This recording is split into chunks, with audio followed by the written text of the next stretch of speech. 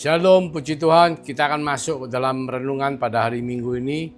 Mari sebelumnya kita tundukkan kepala, kita mau berdoa. Tuhan Yesus, terima kasih untuk berkat-Mu pada hari ini. Kasih karunia anugerah-Mu memampukan setiap daripada kita untuk beribadah, mendengarkan firman Tuhan, belajar untuk mengerti apa yang menjadi kehendak Tuhan, dan belajar untuk melakukan dalam kehidupan kami. Roh Kudus, tolong pimpin, tuntun kami, urapi kami supaya hati kami boleh terbuka untuk benih firman Tuhan. Terima kasih.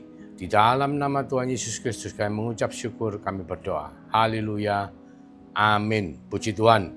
Hari ini kita akan masuk dalam satu tema khotbah yang sangat menarik ya, mengenai peperangan batin ya. Jadi kita ini setiap dari orang Kristen pasti mengalami peperangan batin, dan ini peperangan rohani dalam arti di dalam diri kita sendiri. Jadi peperangan itu pertempuran di dalam diri kita, bukan di luar, tapi semua ada di dalam kita. Kenapa saudaraku? Karena kita semua tahu bahwa kita sebelum kita beriman kepada Yesus Kristus sebagai Tuhan dan Juru Selamat, kita adalah manusia dunia. Tapi ketika saat kita beriman, karena Roh Kudus yang memampukan kita untuk beriman, percaya Yesus Kristus Tuhan dan Juru Selamat, maka Tuhan langsung memeteraikan Roh Kudusnya dalam kehidupan setiap daripada kita. Dan dengan Roh Kudus yang dimeteraikan itu merupakan jaminan keselamatan kita. Karena Roh itu sebagai Roh penolong, Roh penghibur yang selalu menuntun memimpin kehidupan kita. Jadi di dalam proses itulah maka ada terjadi konflik ya, ada dua pihak. Pihak pertama adalah manusia lama kita, manusia daging kita. Yang kedua adalah Roh Kudus yang telah dimeteraikan dalam diri kita. Roh Kudus tidak masuk keluar, tapi Roh Kudus menetap bersama-sama dengan kita. Dan seringkali di dalam kehidupan kita, seperti yang nanti kita bahas mengenai apa yang Rasul Paulus katakan, bahwa kita itu mengalami peperangan batin. Ya, kita akan buka di Galatia 5 ayat 17 ya. Dikatakan sebab keinginan daging berlawanan dengan keinginan roh, dan keinginan roh berlawanan dengan keinginan daging. Karena keduanya bertentangan, sehingga kamu setiap kali tidak melakukan apa yang kamu kehendaki. Ini terjadi dalam kehidupan setiap anak Tuhan. Karena apa? Yaitu manusia lama, seharusnya manusia lama ini mati, yang baru telah datang, kita menjadi ciptaan baru. Karena yang baru ini adalah dengan meterai Roh Kudus, dengan iman kepada Yesus Kristus. Jadi kita sebetulnya mematikan manusia lama dengan salib Kristus, kita hidup kembali dengan iman kepada anak Allah yang hidup, yang telah memberikan nyawanya untuk mengampuni dosa saudara dan saya. Tetapi seharusnya de jure-nya itu seperti itu, de facto-nya manusia lama kita ini masih kuat. Ya, seperti dikatakan ketika kita bertobat, ya memang sebelum bertobat gambar dan rupa Tuhan itu hilang dalam kehidupan manusia. Karena apa? Manusia jatuh ke dalam dosa, dia kehilangan kemuliaan Allah. Tapi ketika dia bertobat, serta-merta gambar Tuhan itu kembali. Kita menjadi manusia roh, tapi keserupaannya itu masih belum. Itu akan makan satu proses perjalanan. Jadi ketika kita mengikuti Yesus, itu akan diproses terus sampai kita makin hari makin menyerupai Kristus. Dan ini proses ini yang seringkali menyebabkan kita mempunyai, kita katakan double personality. Satu manusia lama kita, manusia daging. Kedua adalah manusia roh, yaitu Roh Kudus yang dimeteraikan dalam hidup kita. Ya seperti firman Tuhan katakan di ayat 18 ya, tadi ayat 17 ya. Di ayat 16 adalah jawabannya. Ayat 18 juga. Ayat 16 katakan maksudku ialah hiduplah oleh roh, maka kamu tidak akan menuruti keinginan daging. Jadi gimana caranya supaya kita bisa menang atas manusia lama kita? Yaitu kita harus hidup dipimpin oleh roh. Itu ayat 16. Ayat 18 katakan akan tetapi jikalau kamu memberi dirimu dipimpin oleh roh, maka kamu tidak hidup di bawah hukum Taurat. Ya seringkali setelah kita bertobat saudaraku, kita mungkin awal-awal kasih mula-mula kita memiliki satu kerinduan yang menggebu-gebu untuk mengikut Tuhan, untuk selalu beribadah, mencari Tuhan seperti apa yang saya alami setelah Tuhan menjamah saya tahun 2007. Hari pertama saya ibadah, saya ingin besoknya ibadah lagi, besok lusanya ibadah lagi. Bahkan kadang-kadang pada hari Minggu tidak cukup satu kali ibadah, saya sampai 2 kali ibadah, menghadiri 2 ibadah. Karena saya merasa ada yang kurang, ada yang membuat saya ini merasa lapar dan haus. Selalu mencari Tuhan. Tetapi seiring dengan berjalannya waktu, seringkali banyak di antara kita akhirnya apa? Kita perlahan-lahan kita kembali ke kehidupan lama kita. Nah, ini yang kita harus waspada. Karena apa? Karena seperti Rick Warren katakan, we are the product of our past. Kita ini hasil produk daripada masa lalu kita. Masa lalu kita sebelum kita ikut Tuhan itu hidup penuh dengan kedagingan, hidup dunia. Dan hasilnya itu terjadi ya sudah sekian belas tahun. Bahkan saya bertobatnya waktu saya usia 42 tahun.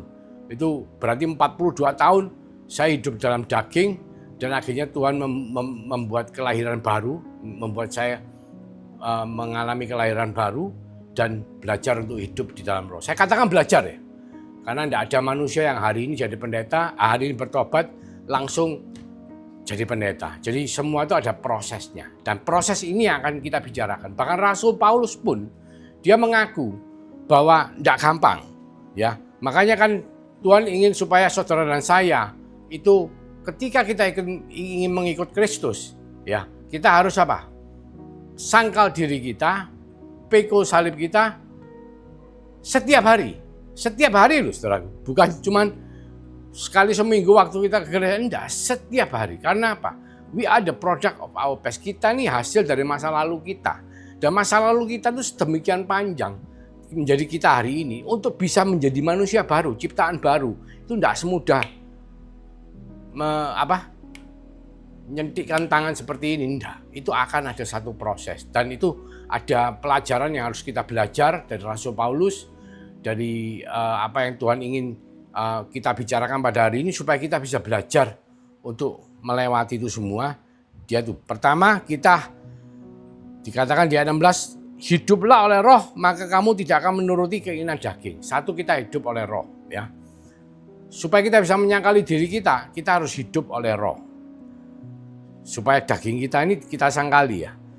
Ayat 18, akan tapi jikalau kamu memberi dirimu dipimpin oleh roh, maka kamu tidak hidup di bawah hukum Taurat. Jadi kita harus memberi hidup kita dipimpin oleh roh.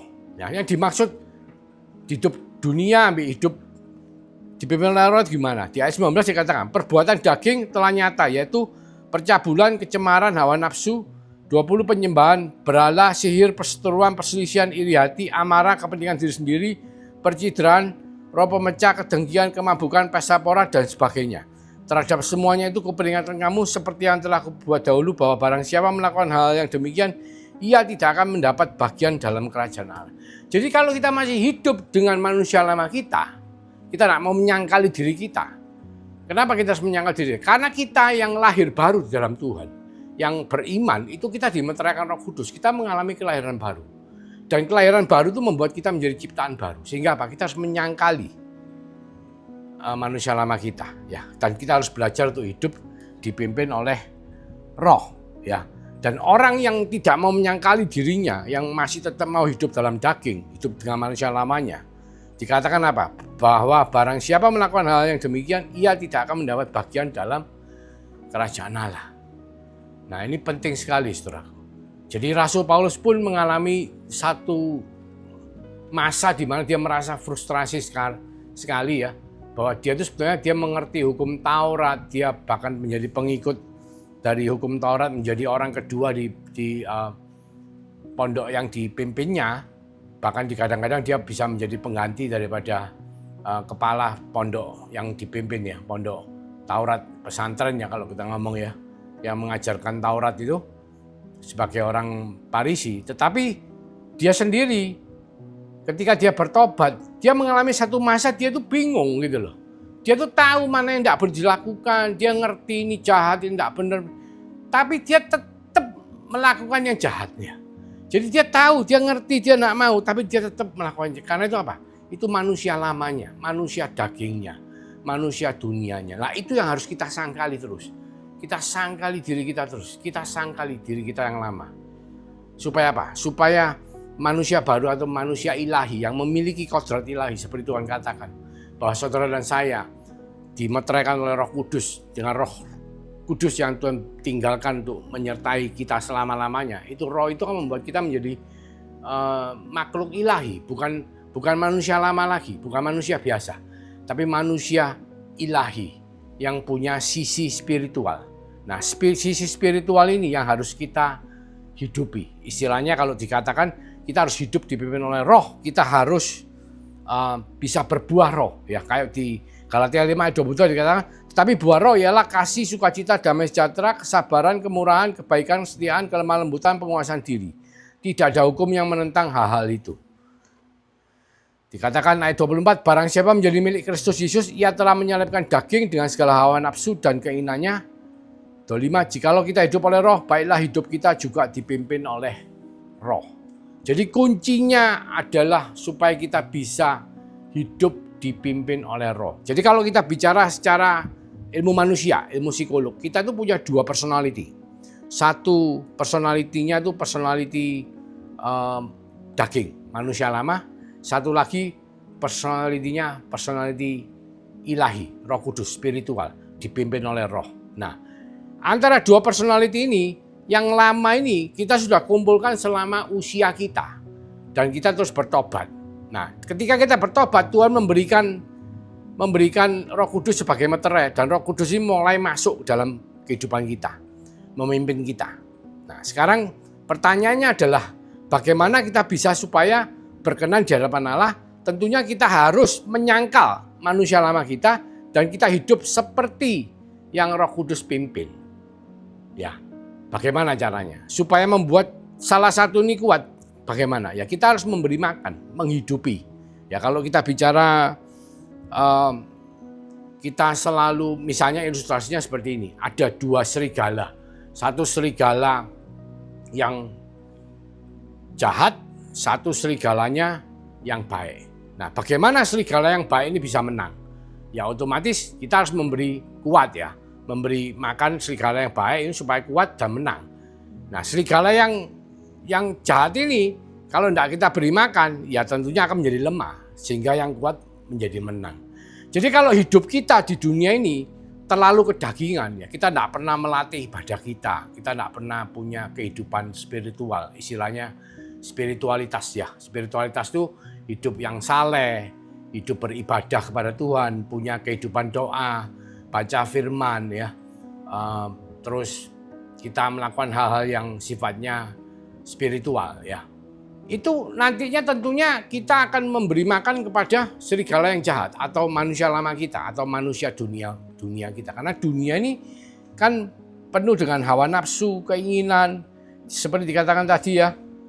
Perbuatan daging telah nyata, yaitu percabulan, kecemaran, hawa nafsu, penyembahan berhala, sihir, perseteruan, perselisihan, iri hati, amarah, kepentingan diri sendiri, percidraan, roh pemecah, kedengkian, kemabukan, pesta pora, dan sebagainya. Nah, kalau kita menghidupi itu, otomatis manusia lama kita akan menjadi kuat. Nah, padahal kalau kita mau ikut Yesus, kita harus menyangkal diri kita yang lama. Ya, diri kita yang lama harus kita sangkal. Manusia lama kita itu harus kita sangkali. Dan kita harus menghidupi manusia ilahi kita, kodrat ilahi kita. Dengan apa? Memiliki kehidupan doa yang baik, memiliki disiplin rohani, punya waktu prioritas yang jelas dalam kehidupan ini. Jadi hidup ini kita semua tahu bahwa kita barang siapa yang mengalami 2 kali kelahiran, dia hanya akan mengalami sekali kematian. Ya, yaitu apa? Pada waktu tubuh jasmani ini mati. Tapi setelah itu dia akan hidup kekal bersama-sama dengan Tuhan. Tapi kalau orang yang lahir sekali, dia akan mengalami 2 kematian. Satu, tubuh fisik. Kedua, pada penghakiman akhir, dia akan dihakimi dan dia akan dibuang ke neraka. Tuhan mengingatkan saudara dan saya supaya apa? Melalui firman yang kita pelajari, bahwa meskipun kita sudah menjadi anak Tuhan, bukan serta-merta, oh ya memang Tuhan menjamin keselamatan.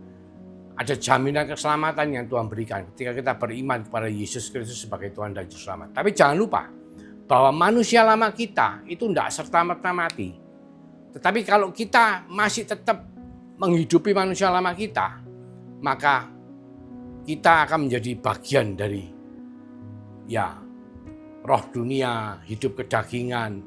Dan itu semua tidak akan membawa kebaikan untuk kehidupan kita. Seperti yang Rasul Paulus telah katakan di Roma 7 ayat 15. Dikatakan Rasul Paulus sendiri, ini Rasul Paulus, bukan orang biasa.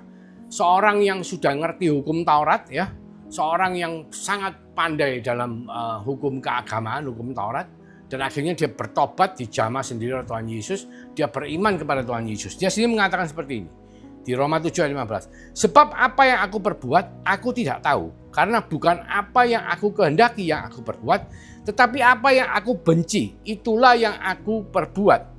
Jadi jika aku perbuat apa yang tidak aku kehendaki, aku menyetujui bahwa hukum Taurat itu baik. Jadi kadang-kala kita tuh tahu ini jelek, ini sesuatu yang enggak, tapi kita seperti marah, ya, kita enggak nyetir, dipotong orang marah, terus kita kadang-kadang mohon maaf keluar kata-kata yang enggak baik, ya, mungkin enggak sesuai firman Tuhan, lah istilahnya kita mungkin bukan maki tapi kok maksudnya ya enggak enak lah, bukan anak Tuhan lah kalau ngomong gitu. Nah itu kita mungkin enggak mau, tapi itu manusia lama. Nah ini yang Rasul Paulus ingin tunjukkan. Jadi di situ dia terus mikir, iya aku menyetujui bahwa hukum Taurat itu baik. Jadi kita terus melakukan hukum Taurat, katanya Rasul Paulus. Ayat 17. Kalau demikian bukan aku lagi yang memperbuatnya, tetapi dosa yang ada dalam aku. Jadi ketika orang itu melakukan hal itu kayaknya seperti naluri dosanya yang manusia lamanya itu keluar. Singanya itu keluar gitu loh. Ya sama seperti gini ya. Singa itu terus dari kecil sampai besar diajari, ya, diajak bergaul, diajak kumpul, dikasih makan sayur, dikasih makan buah, terus akhirnya singanya menjadi besar. Tapi satu hari ketika tuannya itu kena luka, terus ada darahnya, terus kira-kira berada di dekatnya singa yang dipelihara yang seringkali dikasih makan sayur sama buah, apa yang terjadi? Kira-kira naluri singanya keluar enggak? Pasti keluar, karena singa ketika dia mencium bau darah, dia langsung sifat buasnya itu keluar. Nah, demikian pula manusia lama kita. Manusia lama kita ini adalah manusia daging, manusia dosa. Dikatakan penuh dengan hawa nafsu keduniaan. Dan itu adalah salah satu bagian dari kehidupan kita yang kita tidak mau menghidupi itu. Tapi seringkali keluar dalam itu. Bahkan Rasul Paulus pun mengatakan di ayat 17, kalau demikian bukan aku lagi yang memperbuatnya, tetapi dosa yang ada di dalam aku. Jadi bukan Rasul Paulus, tapi dosa manusia lamanya itu yang melakukan itu. Katakan sebab aku tahu bahwa dalam aku, yaitu dalam aku sebagai manusia, tidak ada sesuatu yang baik. Sebab kehendak memang ada dalam aku, tapi bukan hal berbuat apa yang baik. Sebab bukan apa yang aku kehendaki, yaitu yang baik yang aku perbuat, melainkan apa yang tidak aku kehendaki, yang jahat yang aku perbuat. Jadi seringkali kita tahu kita tuh mau berbuat baik, tapi naluri kita itu, manusia lama kita itu membuat kita berbuat jahat. Nah ini yang Rasul Paulus ingin tunjukkan kepada saudara dan saya, supaya kita mengerti bahwa kita anak Tuhan itu dalam posisi seperti itu. Oleh karena itu kita harus memberi makan kepada sisi yang baik, yaitu apa? Manusia baru kita, manusia rohani kita, ya, dikatakan manusia ilahi kita. Keilahian ini harus diberi makan. Bagaimana cara memberi makan? Ya, kita harus mempunyai disiplin rohani yang baik, kehidupan rohani yang mumpuni. Ya, istilahnya gini, kita kumpul sama siapa, kita menjadi seperti siapa. Kalau kita kumpul sama dunia, kita menjadi seperti orang dunia. Nah, setelah sekian lama kita menjadi orang dunia, pada saat kita bertobat, menerima Yesus Kristus sebagai Tuhan dan Juru Selamat, Tuhan menghendaki kita menjadi ciptaan baru. Supaya kita bisa mengikut Dia. Bagaimana caranya? Menyangkal diri kita yang lama, memikul salib dengan selalu menyangkal setiap hari hidup kita yang lama, menjadi ciptaan baru, menghidupi ciptaan yang baru dengan apa? Punya disiplin rohani. Disiplin istilahnya apa? Spiritualitas kita itu harus kita pupuk, kita bina, ya. Jadi kita harus punya kehidupan doa, berdoa, karena doa sebagai napas rohani kita. Kita harus makan rohani kita, makan firman Tuhan. Kita harus selalu bersyukur, memuji Tuhan, menyembah dalam pujian dan penyembahan, dan bahkan hidup kita pun kita persembahkan. Hidup kita sehari-hari pun kita persembahkan untuk kemuliaan Tuhan dan untuk melakukan kehendak Tuhan. Nah di situ ketika kita sudah mulai melakukan itu seperti apa yang Rasul Paulus lakukan. Rasul Paulus setelah tobat dia tidak langsung melayani, saudaraku. Meskipun dia mungkin secara firman dia ngerti sekali. Dia menghilang selama 14 tahun. Nah, kita semua percaya bahwa selama 14 tahun itu dia betul-betul ingin bersekutu dengan Tuhan, dan sampai dia bisa dipakai Tuhan secara luar biasa untuk kembali lagi bersama-sama murid-murid Tuhan yang lainnya untuk mengajar, untuk menjadi rasul, untuk dipakai Tuhan. Bahkan dia secara pribadi menulis lebih dari 50% dari kitab Perjanjian Baru. Nah, dia sendiri pun mengatakan di ayat 19, saya ulang, sebab bukan apa yang aku kehendaki yaitu yang baik yang aku perbuat, melainkan apa yang tidak aku kehendaki yaitu yang jahat yang aku perbuat. Jadi jika aku berbuat apa yang tidak aku kehendaki, maka bukan lagi aku yang memperbuatnya, tetapi dosa yang diam di dalam aku. 21. Demikianlah aku dapat dihukum ini. Jika aku menghendaki berbuat apa yang baik, yang jahat itu ada padaku. Sebab di dalam batinku aku suka akan hukum Allah, tapi di dalam anggota-anggota tubuhku aku melihat hukum lain berjuang melawan hukum akal budiku dan membuat aku menjadi tawanan hukum dosa yang ada di dalam anggota-anggota tubuhku. Aku manusia celaka. Siapakah yang akan melepaskan aku dari tubuh maut ini? Kata Rasul Paulus. Syukur kepada Allah oleh Yesus Kristus Tuhan kita. Jadi dengan akal budiku aku melayani hukum Allah, tetapi dengan tubuh insaniku aku melayani hukum dosa.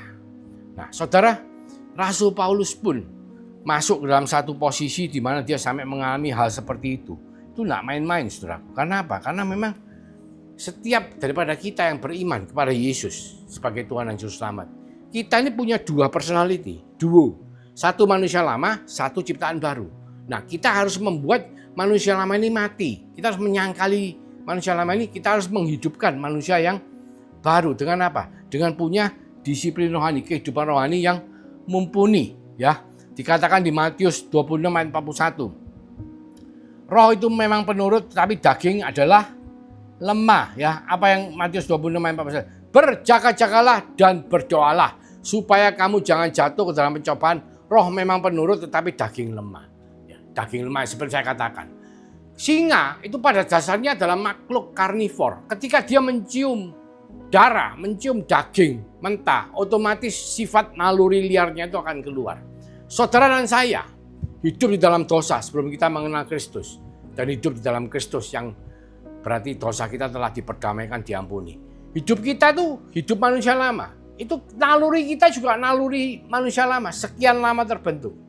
Dan itu tidak serta-merta langsung hilang begitu saja. Kita perlu kehidupan bersama dengan Roh Kudus, pimpinan Roh Kudus, tuntunan Roh Kudus dalam kehidupan kita sehari-hari. Makanya dikatakan di Lukas 9:23, barang siapa yang ingin mengikut aku, dia harus menyangkal dirinya, memikul salibnya, dan mengikut aku setiap hari, saudaraku, setiap hari. Jadi kita harus melatih, ya. Kita harus melatih, karena dikatakan seperti ini. Roh memang penurut, tetapi daging lemah. Ya, daging apa? Daging itu manusia lama kita. Manusia daging kita itu lemah. Ya, oleh karena itu Tuhan kan ngomong, ya kita harus betul-betul menghidupi ciptaan baru kita. Yaitu apa? Punya disiplin rohani, kehidupan spiritualitas kita, kesadaran spiritualitas kita itu harus ditingkatkan. Ya. Ketiga, perjuangan kita bukan melawan darah dan daging, melainkan kekuatan rohani. Ya, jadi kita harus memakai perlengkapan rohani kita. Saudara. Di Efesus 6 itu dikatakan bahwa kita harus memakai perlengkapan rohani kita. Karena musuh kita itu bukan darah dan daging. Musuh kita adalah penguasa di udara. Ya, dikatakan di Efesus 6 ayat 12, karena perjuangan kita bukanlah melawan darah dan daging, tapi melawan pemerintah-pemerintah, melawan penguasa-penguasa, melawan penghulu-penghulu dunia yang gelap ini, melawan roh-roh jahat di udara. Sebab itu ambillah seluruh perlengkapan senjata Allah, supaya kamu dapat mengadakan perlawanan pada hari yang jahat itu, dan tetap berdiri sudah kamu menyelesaikan segala sesuatu. Dan itu harus kita lakukan dengan tekun, ya, bukan cuma sekali dalam seminggu, tapi setiap hari. Saudara, Tuhan mengingatkan saudara dan saya bahwa kita ini punya sisi lama yang harus kita tinggalkan, ya. Dan kita harus mau untuk memikul salib itu, ya, menyangkal diri kita dan memikul salib itu setiap hari. Karena tanpa itu kita akan mengalami kesulitan dalam mengikut Tuhan. Bahkan Rasul Paulus pun Dia mengaku seringkali apa yang baik yang dia ingin lakukan, dia tidak lakukan. Tapi apa yang jelek yang dia tidak melakukan, dia lakukan. Bahkan dia berkata, celakalah aku, karena manusia lama, manusia dosanya itu masih berkuasa. Memang selama kita hidup di dunia yang penuh dengan dosa ini, memang banyak kejadian seringkali kita tidak bisa kontrol. Tapi puji Tuhan, Tuhan telah memeteraikan rohnya sebagai jaminan keselamatan untuk saudara dan saya. Dan apa yang harus kita lakukan adalah kita harus menghidupi spiritual manusia spirit kita atau spiritualitas kita, manusia ilahi kita dengan punya disiplin rohani yang baik. Mari kita berdoa. Terima kasih Tuhan untuk mengingatkan setiap daripada kami supaya kami boleh hidup berkenan di hadapan-Mu, boleh mengikuti Engkau, menghidupi manusia baru kita dengan menyangkal diri kita dan memikul salib kita. Terima kasih Tuhan, berkati setiap daripada kami yang mendengar dengan kasih karunia daripada Tuhan Yesus Kristus, dengan meterai Roh Kudus yang selalu menolong, memimpin, menghibur setiap daripada kita, untuk kita bisa selalu memuji, memuliakan, melakukan kehendak Bapa, menyembah Dia dalam roh dan kebenaran. Mulai dari hari ini sampai kau datang kedua kalinya, bahkan sampai Maranatha. Di dalam nama Yesus Kristus, kami semua yang percaya bersama-sama mengatakan haleluya, amin. Tuhan Yesus memberkati.